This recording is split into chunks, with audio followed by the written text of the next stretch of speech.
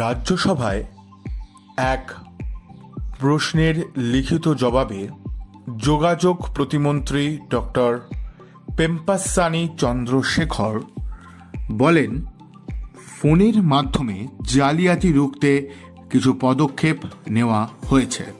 Telecom সম্পদ ব্যবহারের মাধ্যমে সাইবার অপরাধ এবং আর্থিক জালিয়াতি রুখতে ও নাগরিকদের সুরক্ষা দিতে টেলি যোগাযোগ দপ্তর একাধিক পদক্ষেপ নিয়েছেন।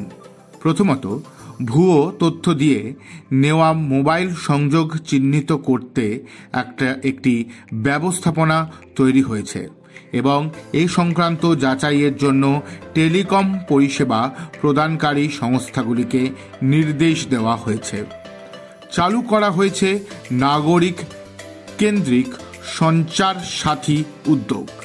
এই পরিষেবার মাধ্যমে sanchar-sathi.gov.in ওয়েব পোর্টাল এবং মোবাইল অ্যাপ ব্যবহার করে সন্দেহজনক এবং অবাঞ্ছিত বাণিজ্যিক টেলিফোন সংযোগ সম্পর্কে সংশ্লিষ্ট কর্তৃপক্ষকে জানানো যাবে।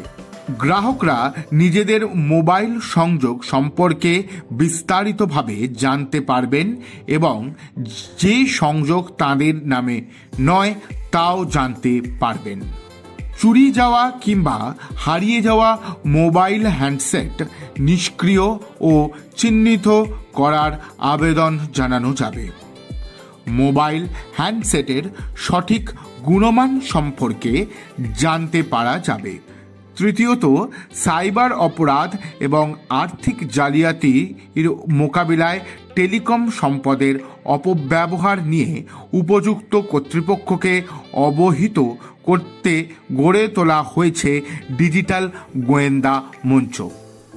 এর আওতায় রয়েছে রিজার্ভ ব্যাংক, পুলিশ, বিভিন্ন নিরাপত্তা সংস্থা, ভারতীয় সাইবার ক্রাইম মোকাবিলা কেন্দ্র এবং টেলিকম পরিষেবা প্রদানকারী সংস্থাগুলি। চতুর্থ, টেলি যোগাযোগ দপ্তর এবং পরিষেবা প্রদানকারী সংস্থাগুলি ভারতীয় নম্বরের ছদ্মবেশে অন্য দেশের অবাঞ্ছিত কল বন্ধ করার জন্য একটি ব্যবস্থাপনা তৈরি করেছে। এই ধরনের কলের মাধ্যমে সম্প্রতি ভুয়ো ডিজিটাল অ্যারেস্ট, বিদেশি মুদ্রা সংক্রান্ত জালিয়াতি, মাদক পাচার, সরকারি আধিকারিকদের নাম ভাড়ানো ইত্যাদি কাজ করছে দুষ্কৃতীরা। এছাড়াও স্বরাষ্ট্র মন্ত্রকের জাতীয় cyber crime reporting portal cybercrime.gov.in এ সাধারণ মানুষ যে কোনো সাইবার অপরাধমূলক কাজকর্ম সম্পর্কে নালিশ জানাতে পারবেন। টেলি যোগাযোগ দপ্তর 2024-এর 21 নভেম্বর টেলি যোগাযোগ সাইবার নিরাপত্তা বিধি এবং 2024-এর 22 নভেম্বর ক্রিটিক্যাল টেলিকমিউনিকেশন ইনফ্রাস্ট্রাকচার বিধি সম্পর্কিত বিজ্ঞপ্তি জারি করেছে।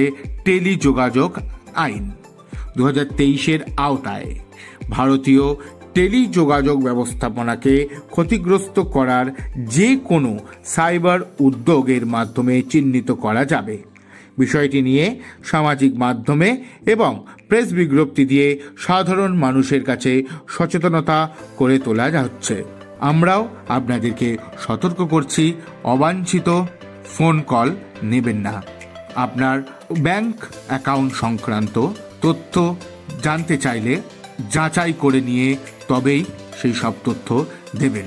এরকম সাইবার ক্রাইমের শিকার হলে অবশ্যই পুলিশ এবং ব্যাংকের সাথে যোগাযোগ করবেন।